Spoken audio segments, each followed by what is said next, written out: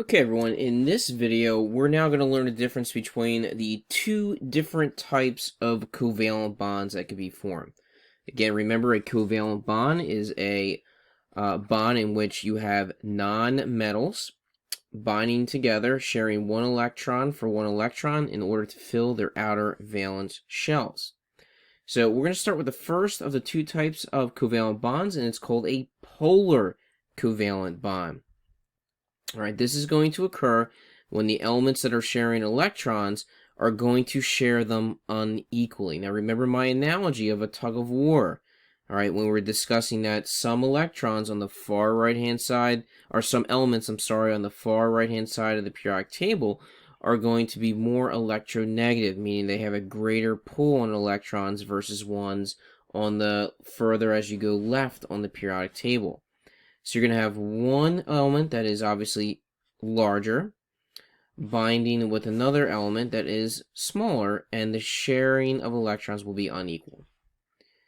All right, as a result of this, we said that one element will become slightly negative as electrons get closer to it, and the other element or elements, as their electrons are pulled further away from themselves, will become slightly positive. Again, the ultimate example of this is water.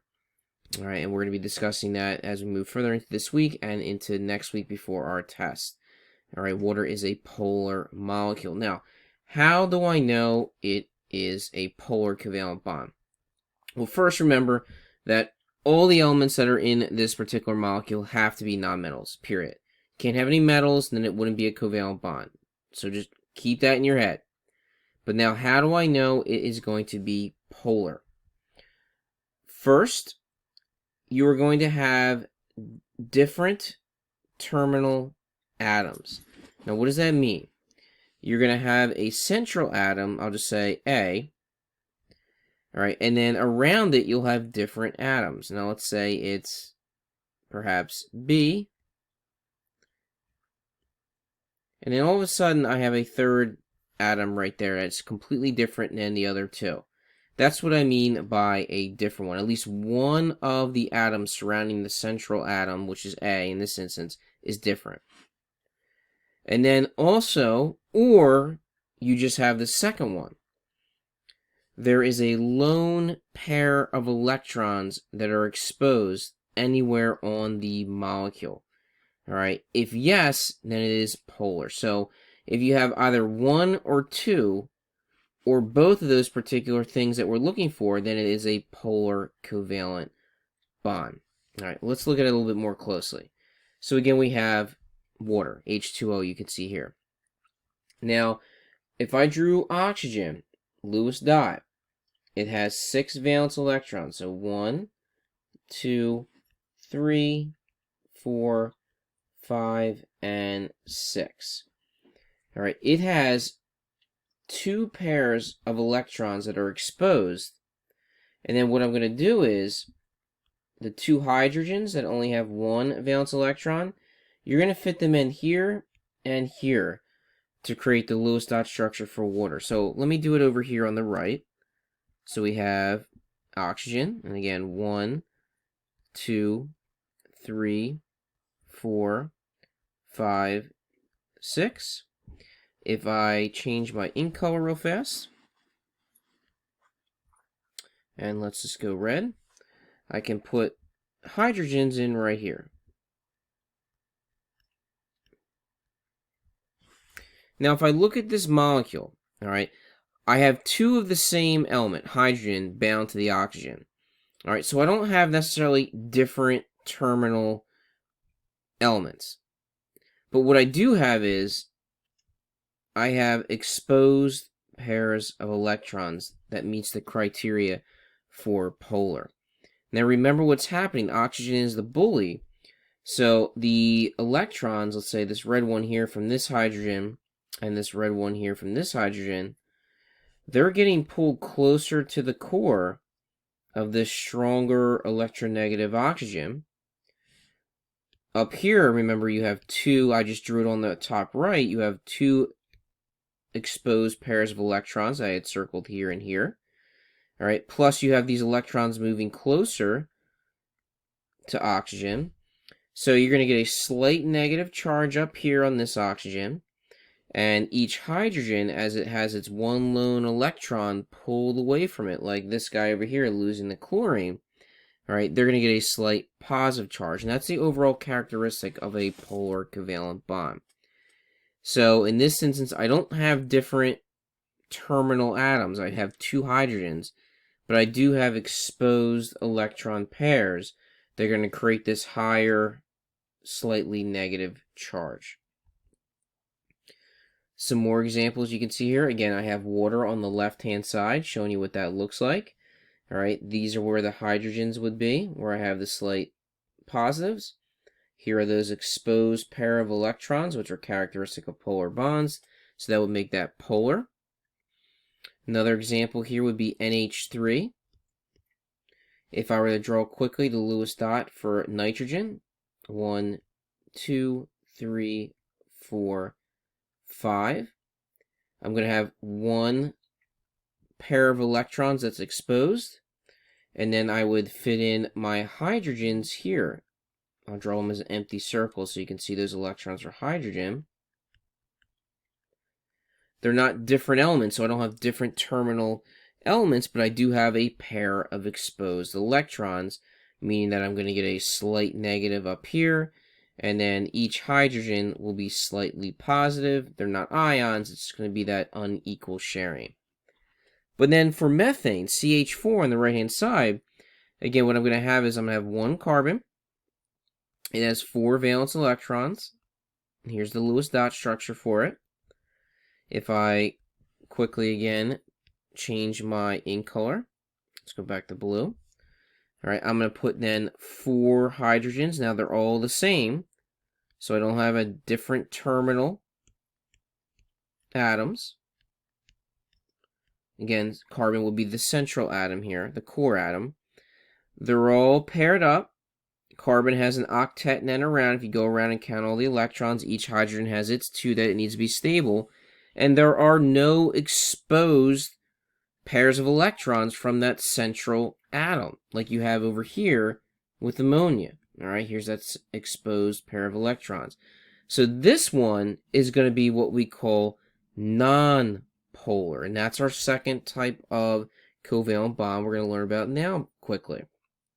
So with non-polar covalent bonds, this is when all the elements, which again are all nonmetals, are now actually going to share the electrons equally. There is going to be no bullies involved. The molecule then, by default, since there's going to be slight positive and negative charges, will be neutral. All right, there will be no charges whatsoever.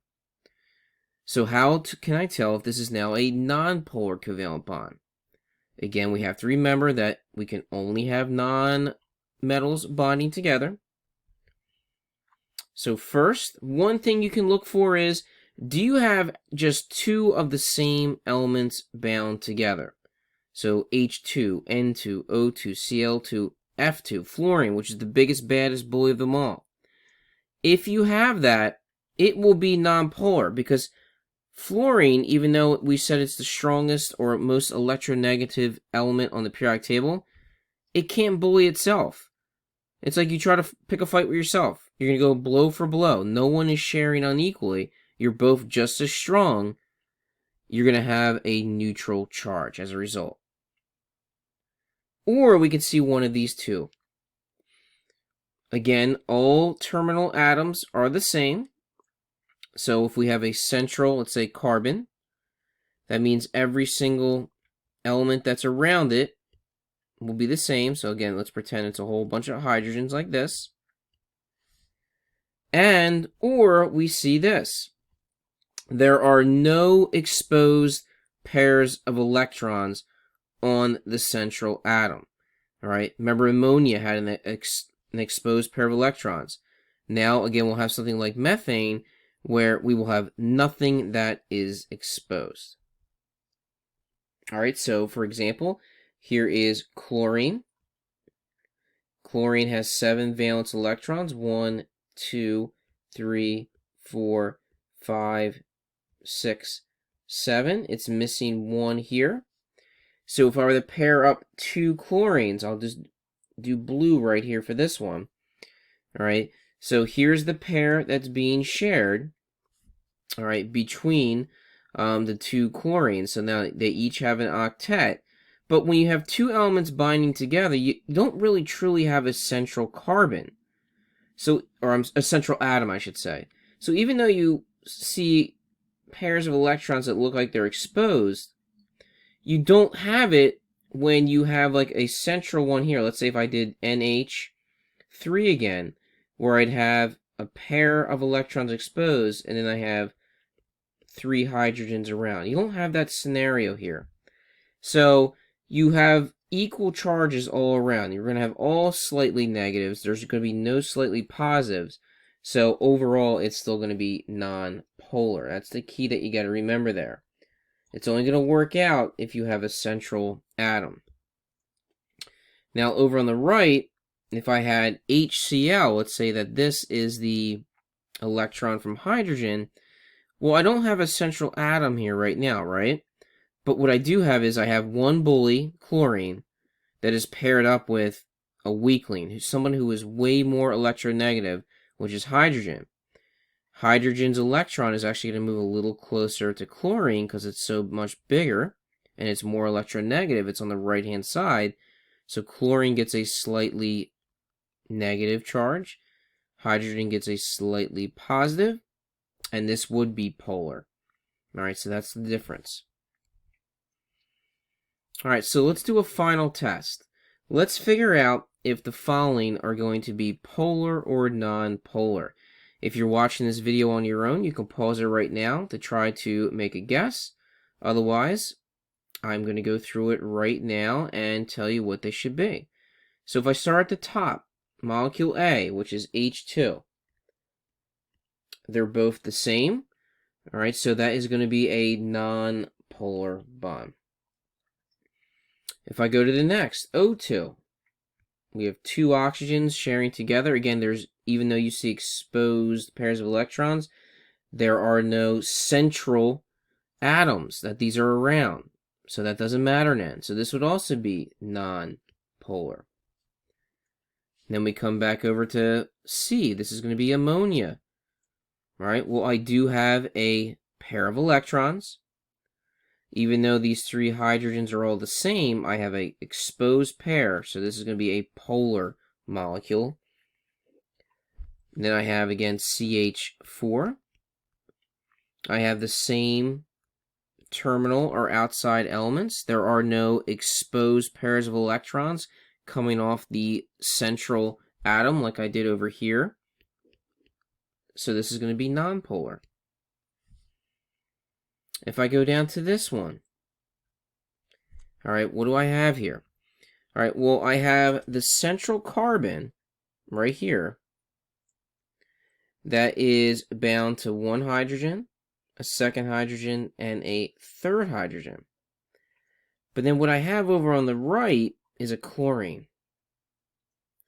It's different, right? It's not the same as the other 3 hydrogens. Plus, then on this chlorine, I will have an exposed pair of electrons also out here. So this is actually going to be polar. All right, the way you would have known easiest is I do have right here 1 atom that's terminal that's different than the others. And if I come into the next 2 examples, let's say with CCl4, I have my central carbon here, but it's bound to 4 other different 4 chlorine atoms that are all the same. Since it's bound to all 4 chlorines, there is no inside exposed pairs of electrons on that carbon. All chlorines are the same, so this would be a nonpolar molecule. And my last example, PH3. All right, phosphorus needs 3 more electrons, so it gets them from hydrogens. I'll do the 3 hydrogen electrons as blue. All right, but it does have 1 pair of exposed electrons as a result. So this is a polar covalent bond. So that means the phosphorus would be slightly negative out here, and then each of these hydrogens would be slightly positive. It's a little tricky, it takes some time, but if we follow those rules, we should be able to draw these in the Lewis dot structure, not electron configurations, and figure out if they are polar or nonpolar.